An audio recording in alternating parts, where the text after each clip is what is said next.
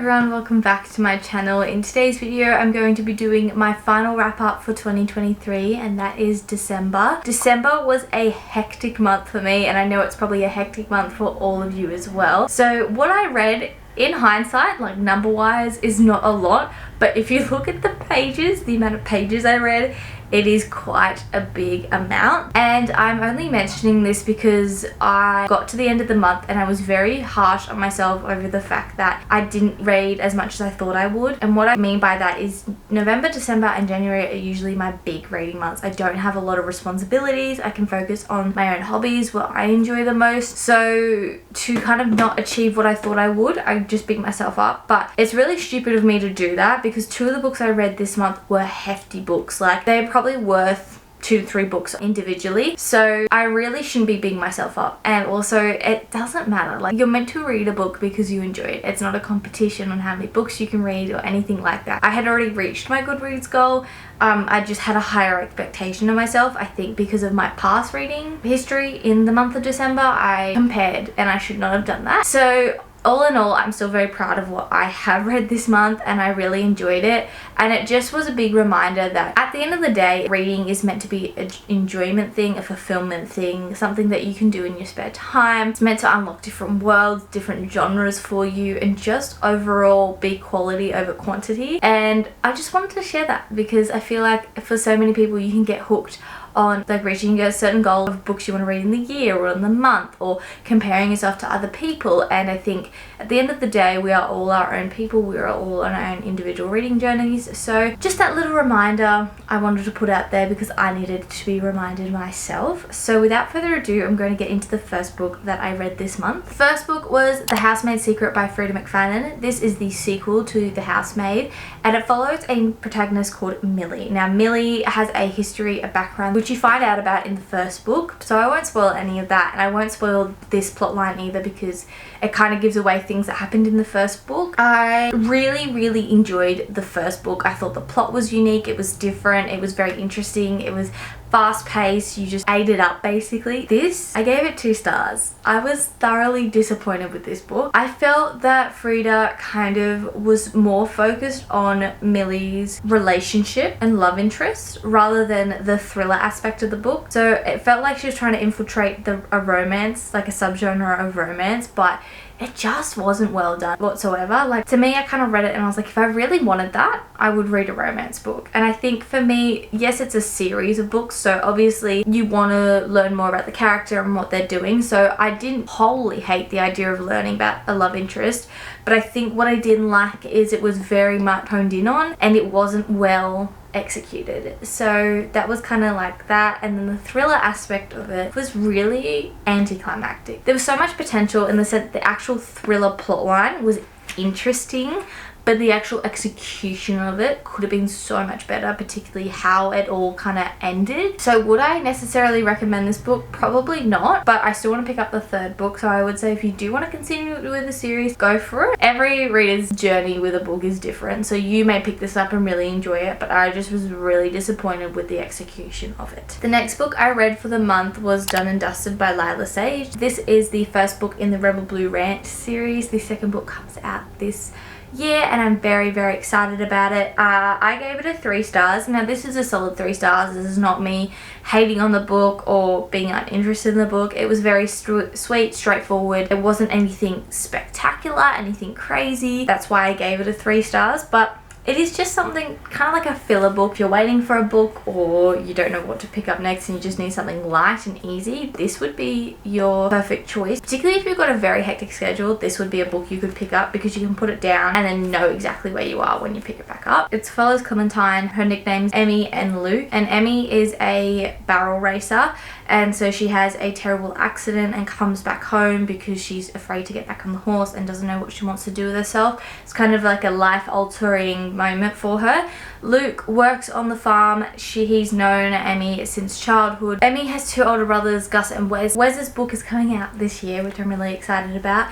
So it kind of follows their relationship. Emmy lost her mum when she was really young, so she doesn't remember much of her mum. So you also learn about that storyline through her dad and her brothers, and it's just very interesting. And Luke has known them all since childhood and has kind of had a rough past, and then obviously Emmy discovers where he is now and what he's doing and how much he has changed since childhood. So overall it's an interesting plot line. It's something spectacular personally, but I still really enjoyed it. It was just kind of warm and bubbly and very interesting. Then we moved on to the big whoppers of my month. We started off with Saving Six by Chloe Walsh, which is the third installment in the Boys of Tommen series. I spoke about Binding and Keeping 13 back in October, and I really enjoyed those books. Before I begin talking about these two books, I just want to say check the trigger warnings. There is a lot of different traumas involved in this book that I would definitely be looking at before reading it. There are so many in this book, and there are some new ones as well, particularly in Redeeming Six. So I would definitely again recommend checking your trigger warnings before you do go into this series. So Saving Six follows Joey and Aoife. Joey is Shannon's older brother and Aoife is Joey's girlfriend. You get a brief glimpse into their life through Binding and Keeping 13, but those two books are solely focused on Johnny and Shannon.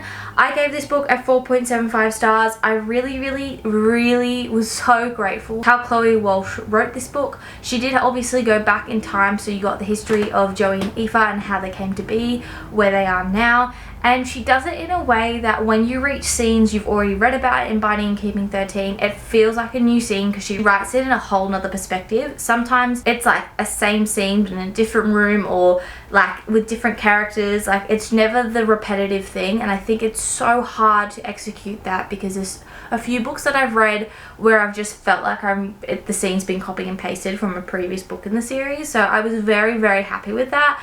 I really enjoyed reading their love story, how they came to be where they are, Aoife's constant determination to, you know, keep Joey on the right track. And I think the thing that shocked me the most is the way that I had portrayed Aoife in my head in Binding and Keeping 13 was completely different to how she actually is in these two books. Like, in my head, I know she's described in the previous books as having blonde hair, but I had a shy, timid girl, short, red hair, kept to herself, but, you know, was very much determined to help Joey when she could. But this, she's a bad biatch. She's just everything and anything, and it was just so empowering to read a character like that. So I was shocked, but in a good way. And yeah, I'm just very excited to, actually I was going to say to finish the series, but I finished it up to this point. Taming 7 comes out this year and I'm so excited about it. So yeah, I would highly recommend this series, only if you check the trigger warnings. I would not be recommending it to anyone without checking trigger warnings. And I love the covers, and this book was like 600 and something pages, but I flew through it. Like, it did not feel like 600 and something pages. And then the last book I read this month was Redeeming Six by Chloe Walsh. I gave this book 4.5 stars. I felt with this book it could have been about 200 pages shorter. On Goodreads, the original like publication of this book was over 1,000 pages. This one is just over 900 pages. And I really loved this book, don't get me wrong, but I felt like it was very drawn out at points. It was more so the scenes that were drawn out were scenes that I'd already heard about, and yes, they were written differently, so it did help.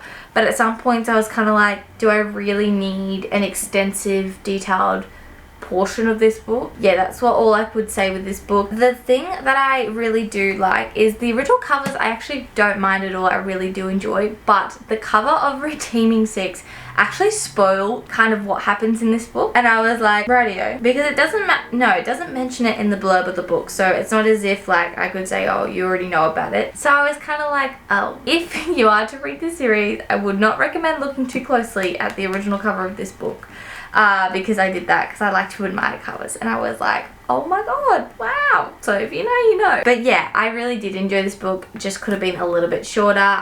It still follows on from Aoife and Joey's relationship and plotline from the first book. And the other thing is I don't think there was really any new information till about like halfway through the book. So just keep that in mind as well when reading, going into this part of the series, that it is very much a lot of backtracking because you have to. Like, you can't just jump in from where Johnny and Shannon were because you miss a whole crap ton of different things. So that's all I would say. That's why I kind of rated this one a little bit more than this one, is I felt this one was more easy to read, quicker to go through, and this one was a little bit slower at points. So here are all the books I read this month. I hope you all enjoyed hearing about them. I hope again you had a lovely Christmas and New Year's wherever you are in the world.